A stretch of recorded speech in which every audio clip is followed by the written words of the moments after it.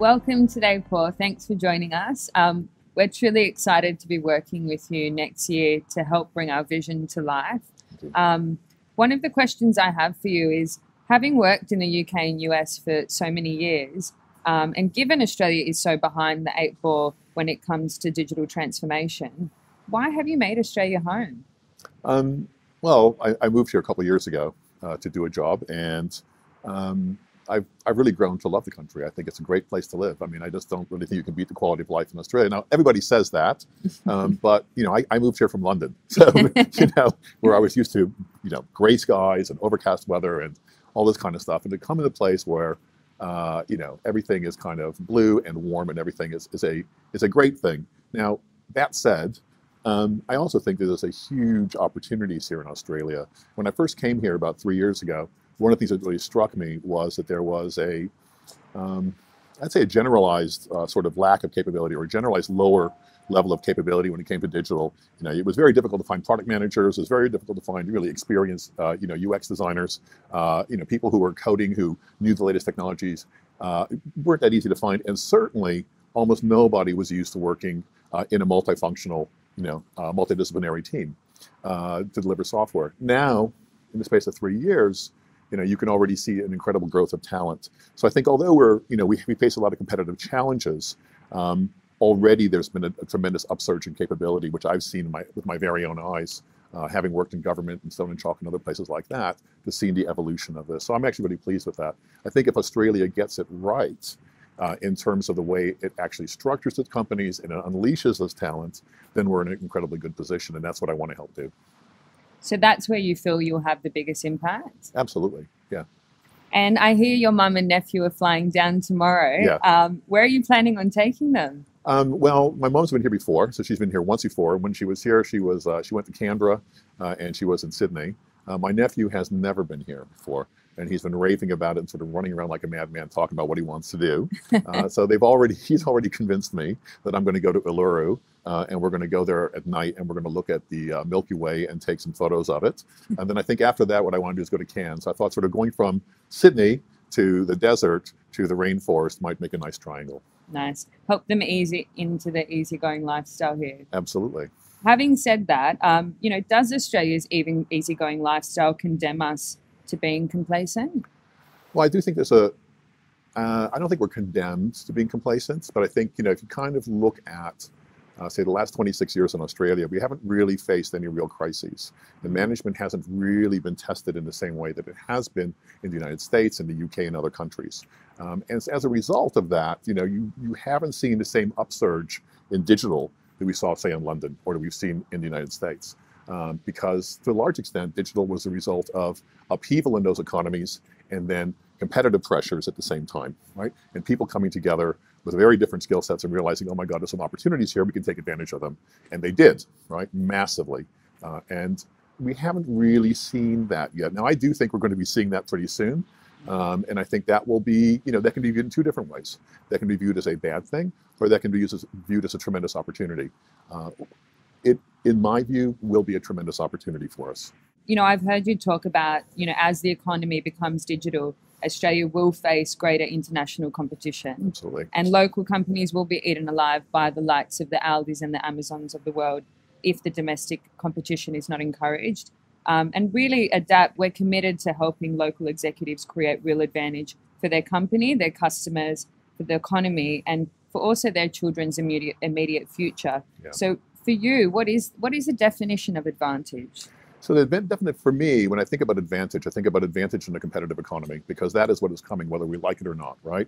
Leon Trotsky said, you may not be interested in war, but war is interested in you. And I like to change that to, you may not be interested in competition, but competition is very interested in you. In Australia, we have nice fat margins. We have all the things that people kind of want. And so competition is coming. As everything becomes more digital, as everything becomes software, as everything becomes a service, as everything becomes delivered over the internet, it's very hard to keep competitors out, right? And as those companies come in with very attractive offers, if all you've got is something which is kind of clunky and doesn't really meet users' needs, you're going to find out very, very quickly. We're already starting to see that in certain sectors. This is not something that is brand new. This is not just a declaration of dire warning.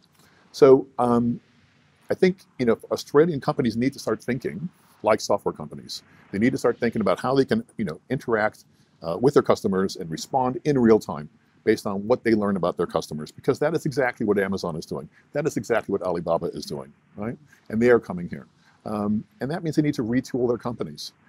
They need to change their internal processes. They need to change their internal culture, but they do that not through a culture change program, but through changing their own internal incentives. That's what culture is. It's just the sum total of interactions you have in a company and how people learn to behave. It's about the whole thing.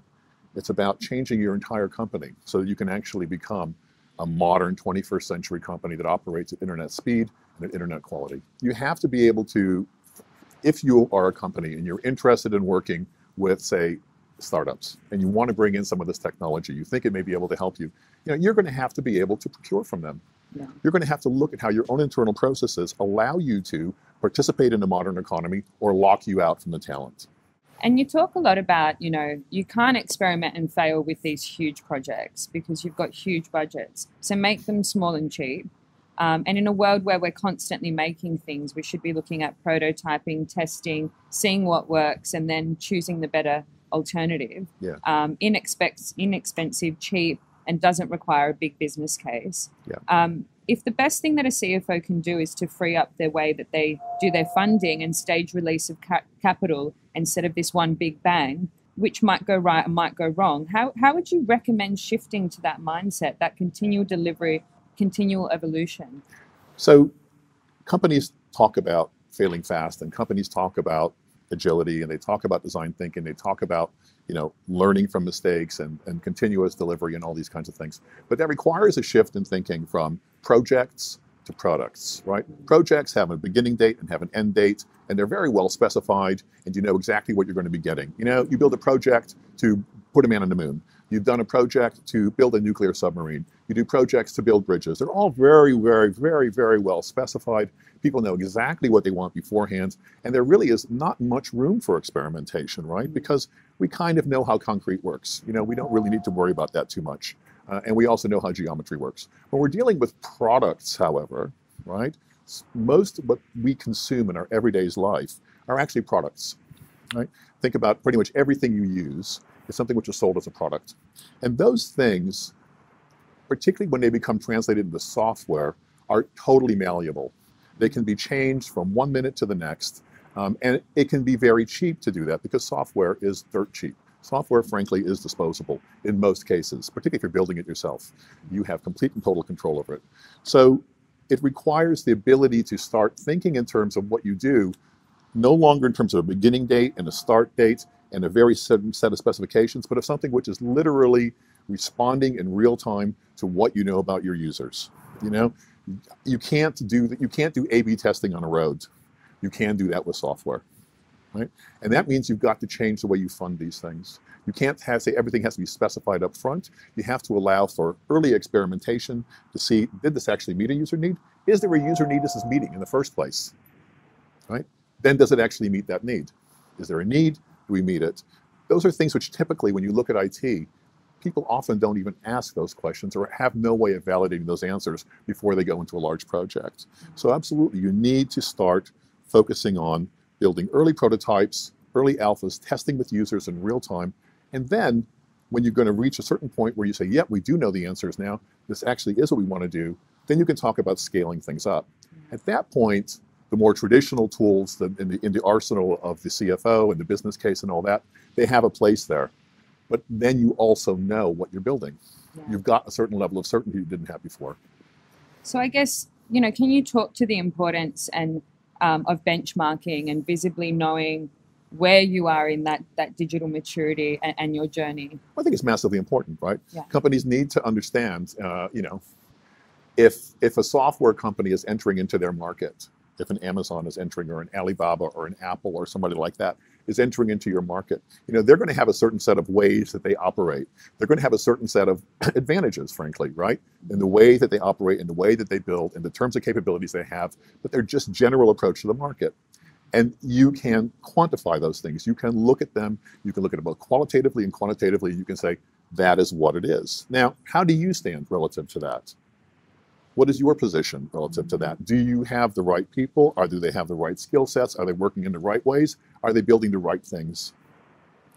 Those are all quantifiable things, and I think people need to start seriously looking at that, because otherwise, I mean, how are you going to compete? So, I mean, what evidence should we be collecting, though, to show that, you know, it's money well spent and the project's on track? I think you need to be looking at a few things, right? So first off, I mean, when I look at like, if I'm looking at like a digital maturity, then I'd be looking at, obviously, you know, how do they actually deliver their products? I'd be looking at what kind of skill sets do they have? What kind of roles do they have? What kind of capabilities do they bring to bear? What's their general approach? And then I'd be looking at, okay, so how fast are they actually delivering stuff? How easy is it for them to actually change product? And things along those lines. Now, ultimately, you should be able to say, how well do they track user satisfaction, and how quickly can they respond to changes to that? You know, how quickly do they respond to competitive pressures? So when you look at change and transformation, how would you recommend measuring progress and incremental value? So I think there's two things you got to look at here. So when we're talking about incrementalism has to do with the way you're actually doing your products, right? You're doing your products in an incremental way. You are shifting, you are funding things in an incremental way.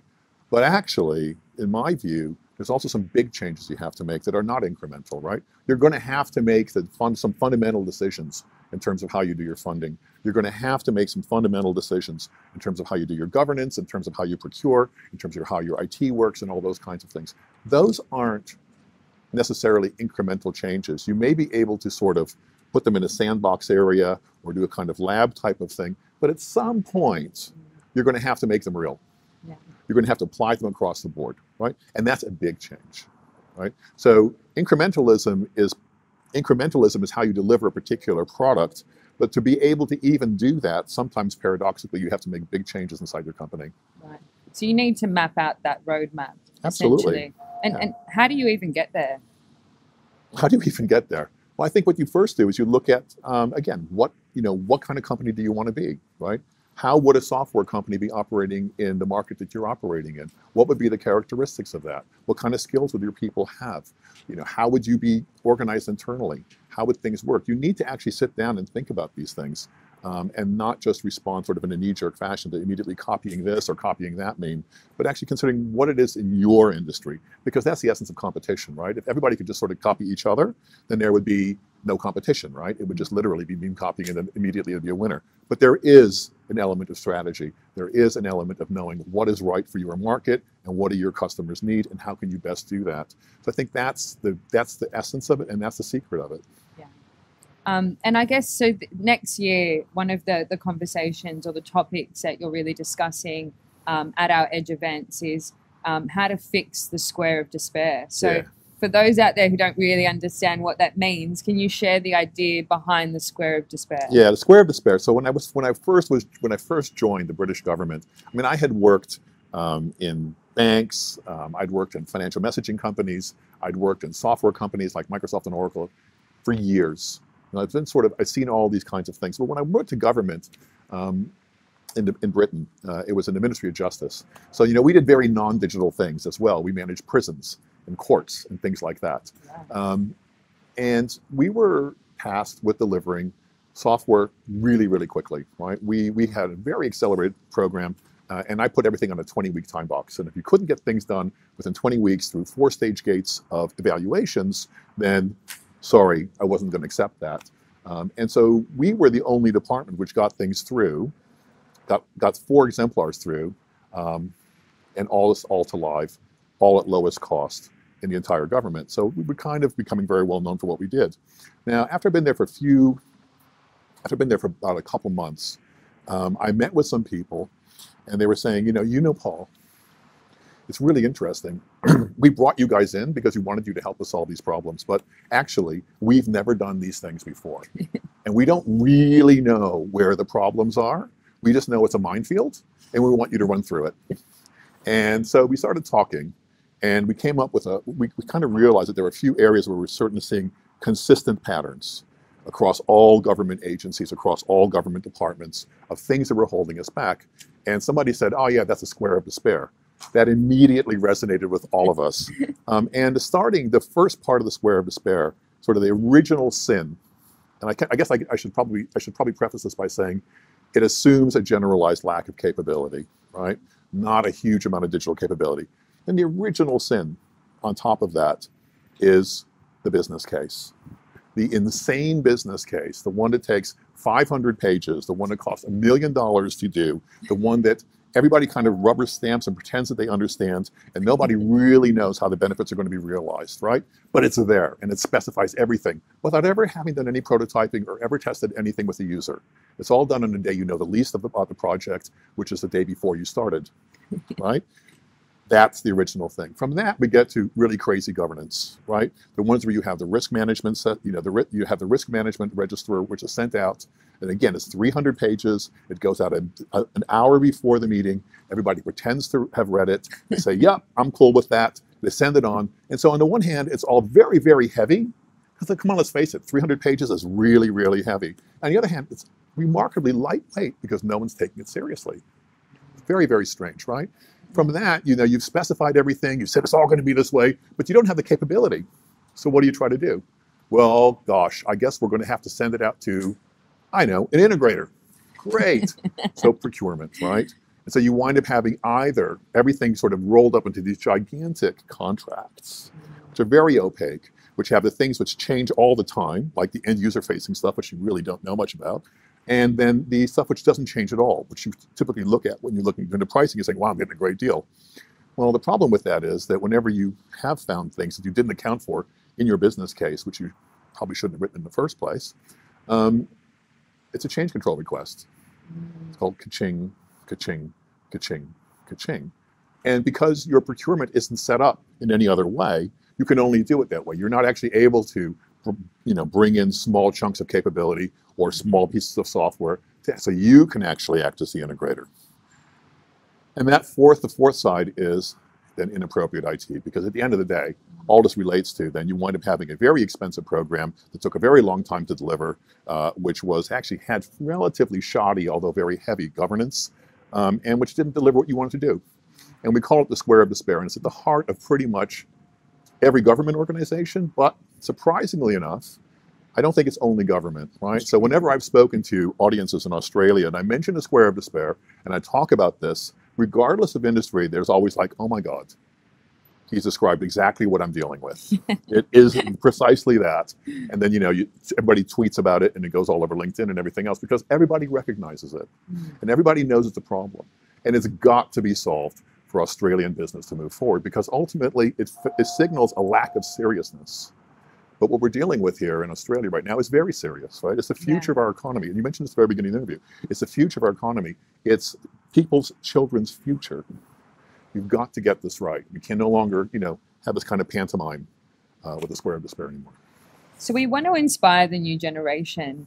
Paul, who do you believe, whose responsibility is this? Well, look, it's. I think to a very large extent, I think people who are sort of coming up in the digital sphere are already, to a very large extent, inspired to do the right thing. They are. That's why they're in the jobs. And particularly, I think if you're looking in government in areas like that, that is definitely the case. That what they need is to be able to they need enabling, right? One of the reasons my team was successful at Ministry of Justice was that my boss, who was a chief operating officer, removed a lot of the impediments, removed those four sides of the Square of Despair. We were no longer boxed into it, and we could deliver and we could do stuff. Now, that is the most important thing that a senior executive can do today. They need to understand where their organization stands relative to a software company. They need to understand from a benchmark or whatever measure they have where they stand. And then they need to fix that, right? They need to actually remove the impediments and make it possible for people to do what they want to do. Can you share some new ways of doing things in 2019 or recommend some new ways of doing things? We're going to be working with companies in 2019 on precisely this focus on the Square of Despair. For us, that's the single most important thing we can do.